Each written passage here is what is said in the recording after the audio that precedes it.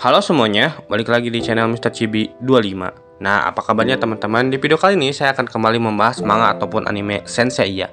Untuk video kali ini saya akan melanjutkan membahas manga Senseiya Zeus Chapter bab 4. Nah, kalau begitu kita mulai saja pembahasannya. Saka bercerita kepada Ikki bahwa dahulu kala di era mitos kuno, bumi lahir dari ledakan besar. Bumi saat itu hanyalah energi besar yang masih dalam keadaan kacau. Setelah melintasi semua dimensi, Dewa Waktu Kronos mengunjungi bumi dan meninggalkan benih kehidupan. Di sana yang disebut kehendak besar. Benih itu dianggap sebagai sumber para dewa. Benih-benih ini memungkinkan kebangkitan dewa-dewa tertentu. Ayah dan raja para dewa, Zeus, muncul. Kemudian disusul 3 dewa lainnya, Abel, Poseidon, dan Hades. Mereka bertiga terbangun dengan kekuatan besar. Mereka lalu membangun dunia dalam 7 hari. Inilah asal-muasal era Genesis. Putra Zeus, Abel bersama ayahnya menciptakan surga dan bumi. Pencipta laut, dewa lautan, Poseidon, dan dewa dunia bawah adalah Hades. Bumi kemudian dihuni. Kehidupan pun berjalan di sana. Beberapa orang terpilih menemukan kemampuan untuk bersaing dengan para dewa. Mereka yang memiliki indera ke-9. Mereka yang memiliki indera ke-9 pertama disebut Kaisar. 13 murid. Mereka menguasai dunia yang mereka yakini masing-masing. Bumi pada waktu itu seperti seorang ibu, penuh dengan kehidupan. Setelah itu, surga kembali ke Zeus, lautan ke Poseidon, dunia bawah ke Hades, dan bumi ke Abel. Saat ini, pasukan surga dipimpin oleh Apollon. Ia penghuni surga yang berpengaruh. Dia mengatur 13 murid yang terbaik dari para kaisar. Apollon manusia pertama yang terbangun dengan indera ke-9 dan bangkit di surga. Ia mendapat gelar murid pertama. Lalu disusul oleh Teres, murid kedua dari neraka, dan Triton, murid ketiga dari laut. Saat Abel melihat kemunculan indera ke-9 di seluruh dunia, dia mempercayakan bumi kepada Athena. Athena lahir pada saat yang sama dengan langit dan bumi. Kemudian dia kembali ke surga dan berperan sebagai murid keempat. Setelah beberapa waktu kemudian, 13 murid lainnya naik ke surga, satu demi satu, karena 13 murid ini menerima baptisan sebagai tanda penghuni surga dari Zeus secara langsung.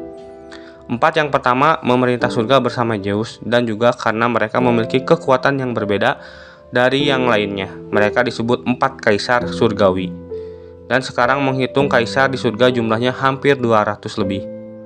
Para kaisar memiliki kekuatan yang berbeda dari kaisar lainnya.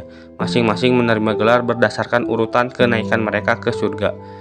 Tidak seperti Saka yang menerima baptisan dan dapat dengan bebas menghubungi surga. Saka memberitahu bahwa Ikki adalah seorang kaisar, murid ke-13, dan juga sebagai murid terakhir.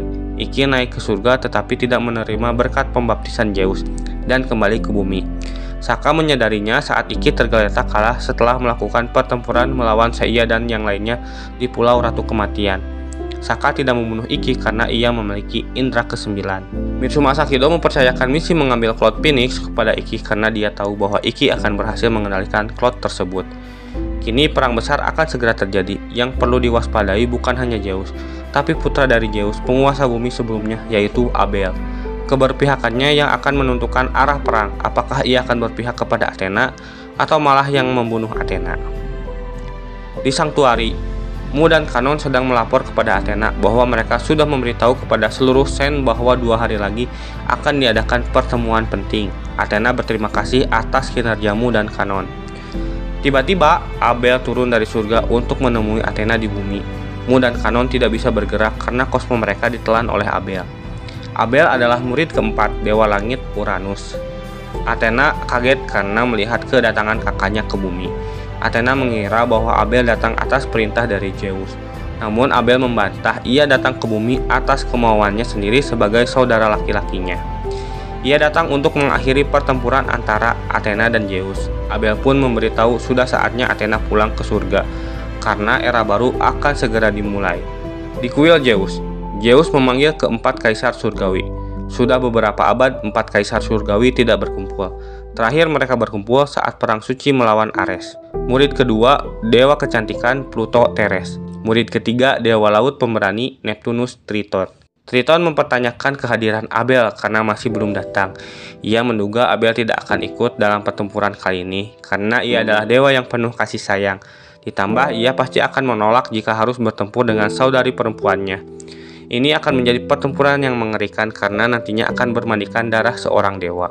Menurut Apollon, meskipun Abel adalah murid keempat, akan tetapi dia adalah dewa murni, anak dari Zeus. Sedangkan ke-12 murid lainnya adalah orang yang memiliki indera ke-9 dan dibaptis oleh Zeus. Kembali ke Sanctuary, Abel dan Athena memiliki sudut pandang yang berbeda, tetapi pemikiran mereka untuk bumi ini sama. Abel berpikir tentang apa yang benar, dan ia tidak bisa memutuskan. Sejarah pasti akan memberitahu apakah pertempuran ini adil atau tidak, tapi peluang bagi Athena menang melawan pasukan terkuat yang dipimpin oleh Zeus adalah 10.000 banding 1. Dengan kebaikan para dewa, dunia yang dipenuhi kejahatan ini akan dimurnikan dan dunia baru akan tercipta. Ini adalah impian sejak zaman mitos. Athena hanya memiliki sedikit kesempatan untuk menang. Jika Abel bisa, ia tidak ingin memihak kepada Athena ataupun ayahnya Zeus. Dahulu kala saat penciptaan, ketika dunia lahir bersamaan dengan lahirnya Athena, Abel percaya bahwa Athena adalah dewi yang dikirim dari surga untuk memerintah bumi. Abel lalu mempercayakan Athena dengan semua hal di dunia ini dan kembali ke surga. Pertama-tama, Athena harus tahu bahwa jika ia tidak bisa melampaui Abel, ia tidak akan dapat memenangkan perang. Abel adalah dewa sejak penciptaan. Ia tidak bisa duduk dan menonton pertarungan Athena dan Zeus. Jika Athena masih bertekad untuk tidak menyerah melawan tentara surga untuk orang-orang di bumi, maka Abel akan memberikan belati Uranus, peninggalan untuk menilai dewa yang jahat, satu-satunya pedang yang bisa mengambil nyawa dewa. Sejak Big Bang, pisau ini adalah salah satu dari 3 senjata ilahi yang menghilang. Nah, itulah untuk video kali ini. Terima kasih telah menonton. Jangan lupa like, komen, dan share.